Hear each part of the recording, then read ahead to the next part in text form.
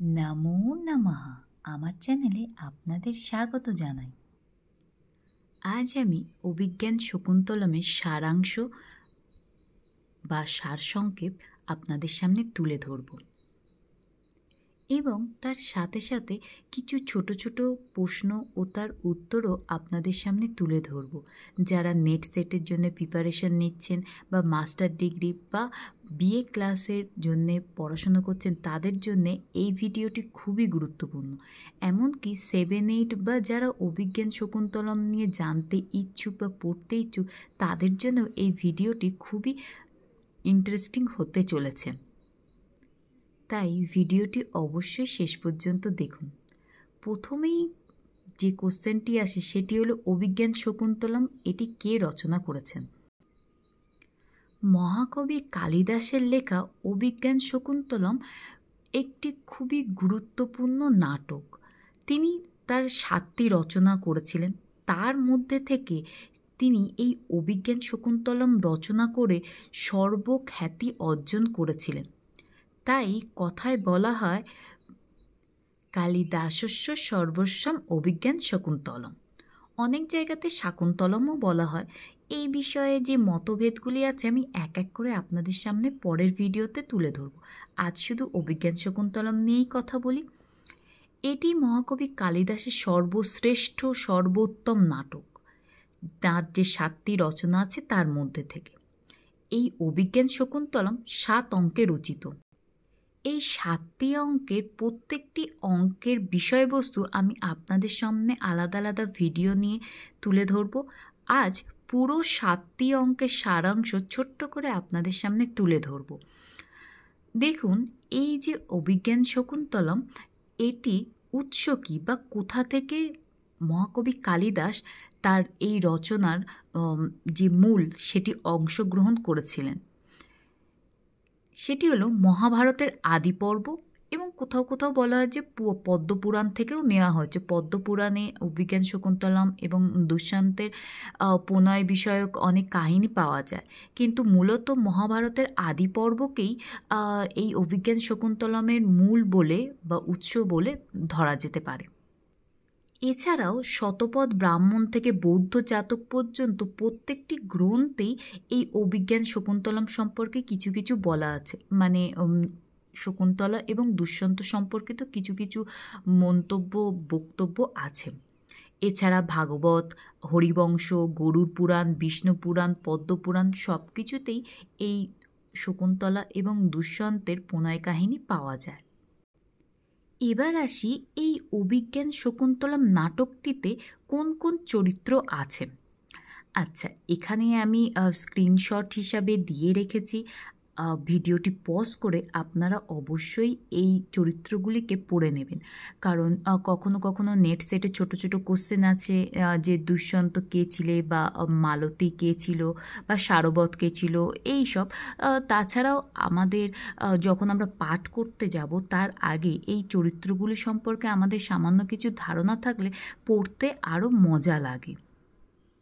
এই এতগুলো চরিত্র, পুরুষ চরিত্র, স্ত্রী চরিত্র এবং শুধুমাত্র নাম আছে কিন্তু চরিত্র উপস্থিত নেই, এগুলি ছাড়াও মূল যে চরিত্রগুলি সম্পর্কে 7টি অঙ্কে সবথেকে বেশি কথা বলা হয়েছে সেটি হলেন কর্ণমণি, দুষ্যন্ত ও শকুন্তলা, সর্বদমন, দুষ্যন্ত শকুন্তলার পুত্র হচ্ছে সর্বদমন, অনসূয়া, প্রিয়ংবদা, তারা হচ্ছে শকুন্তলার সখী। শকুন্তলা যখন আশ্রমে ছিলেন এই 2 সখীর কথা সবথেকে বেশি জানা যায়। এবং দুর্বাসা মুনি। এই অভিজ্ঞান শকুন্তলমে দুর্বাসা মুনির আবির্ভাব এবং তাকে কেন্দ্র করে অনসূয়া প্রিয়ংবদার বার্তালাপ সব কিছুই আমি আপনাদের সামনে তুলে ধরবো। এবং খুবই খুবই একটা আকর্ষণীয় নাটক হচ্ছে এই অভিজ্ঞান শকুন্তলম। আমি যখন এক এক করে আপনাদের সামনে প্রত্যেকটি অঙ্ক তুলে ধরবো দেখবেন।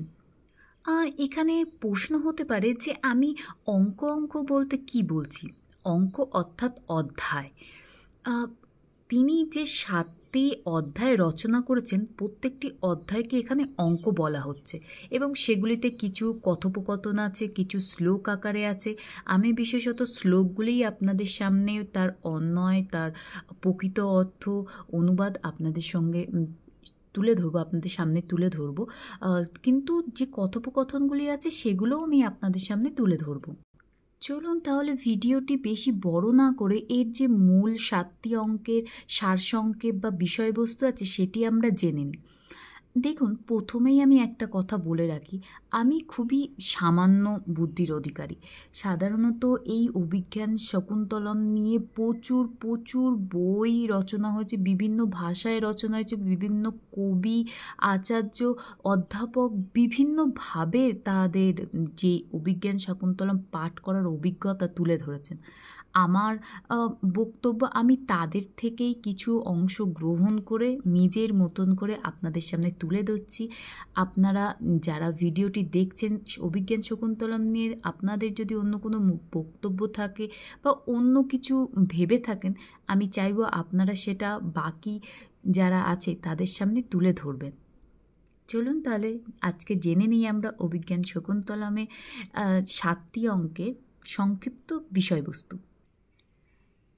অভিজ্ঞান শকুন্তলমের 7টি অঙ্কের প্রত্যেকটি অঙ্কের বিষয়বস্তু আমি এক এক করে আপনাদের সামনে তুলে ধরব। এই ভিডিওতে শুধুমাত্র 7টি অঙ্কের একত্রিত করে বিষয় সংক্ষেপটি আমি আপনাদের সামনে তুলে ধরছি। আচ্ছা, রাজা দুষ্যন্ত মৃগ, এই যে আমরা প্রথমেই দেখব এই নাটকটির প্রথমেই রাজা দুষ্যন্ত মৃগয়া করতে বনে গেছেন এবং একে একে কর্ণমুনির আশ্রমে অনসূয়া পিয়ংবদা সখীদ্বয়ের সঙ্গে মহর্ষি কর্ণের পালিত কন্যা শকুন্তলার দর্শন। আচ্ছা, মহর্ষি কর্ণের পালিত কন্যা কেন বলছি, যখন আমরা শকুন্তলার চরিত্র বা বিষয় নিয়ে আলোচনা করব তখন জানব। এবং তারপরে ঘটনাচক্র মাত্র কয়েকদিনের পরিচয়ে গান্ধর্ব বিধিমতে রাজা কর্তৃক শকুন্তলার পাণিগ্রহণ, অর্থাৎ রাজা দুষ্যন্ত ও শকুন্তলার বিবাহ এখানে দেখা হয়। সেই সময় আমরা যেটা এখন ইংরাজিতে বলি লাভ ম্যারেজ, সেই সময় এই প্রণয় ঘটিত বা প্রেম ঘটিত কারণে বিয়ে হলে সেটাকে আমরা গান্ধর্ব বিধিমতে বিয়ে বলি। এই বিবাহেরও বিভিন্ন বিধি আছে, সেগুলো আমি আপনাদের সামনে অন্য ভিডিওতে তুলে ধরব। তারপরে আছে শকুন্তলাকে রাজার নিজের নামাঙ্কিত অঙ্গুরীয়ক প্রদান। এটি সবথেকে বেশি গুরুত্বপূর্ণ, কারণ এই অঙ্গুরীয়ক অর্থাৎ আংটির মাধ্যমেই শাপমোচন হয়। কীভাবে হয় সেগুলো তো আমরা পরে জানবই।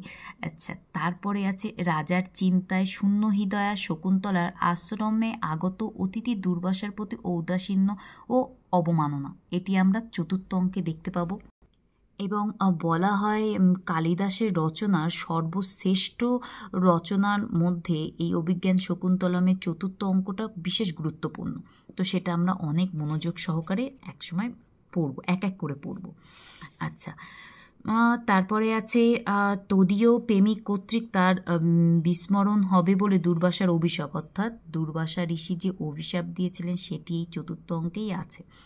অনসূয়া পিয়ংবদা কর্তৃক ঋষি দুর্বাসার অনুনয় এবং অভিজ্ঞান আভরণ দর্শনে শকুন্তলার প্রেমিকের মনে শকুন্তলার স্মৃতি ফিরে আসবে বলে তৎকর্তৃক সত্যদান। সোমতীর্থ থেকে প্রত্যাগত কর্ণ কর্তৃক অন্তঃসত্ত্বা দুহিতা বিবাহের অনুমোদন।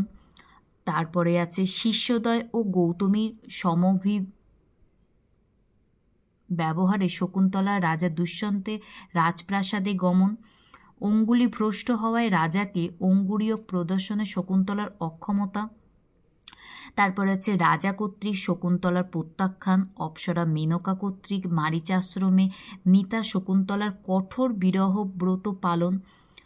লুপ্ত অঙ্গুরীয়ক পুনরুদ্ধার হলে তদ্দর্শনে রাজা শকুন্তলা স্মরণ ও বিরহ ব্যথায় কালযাপন।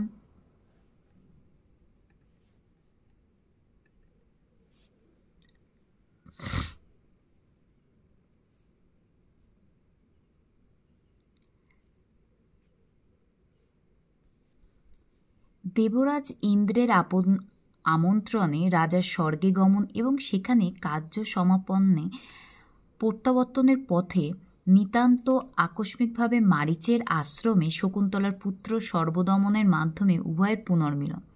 এই হলো অভিজ্ঞান শকুন্তলমে বা অভিজ্ঞান শাকুন্তলমের নাটকের কাহিনী বৃত্তান্ত।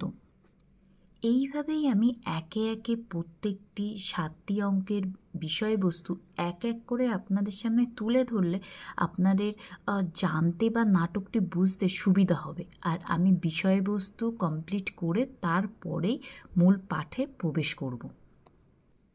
আজকের ভিডিও আপনাদের কেমন লাগলো আপনারা অবশ্যই কমেন্ট করে জানাবেন এবং অভিজ্ঞান শকুন্তলমের বাকি বিষয়গুলি জানতে আমার চ্যানেলটিকে অবশ্যই সাবস্ক্রাইব করে রাখুন এবং অবশ্যই একটি লাইক এবং কমেন্ট অবশ্যই করবেন। আমার ভিডিও দেখার জন্য আপনাদের আমি অসংখ্য ধন্যবাদ জানাই। দেখা হচ্ছে আগামী ভিডিওতে।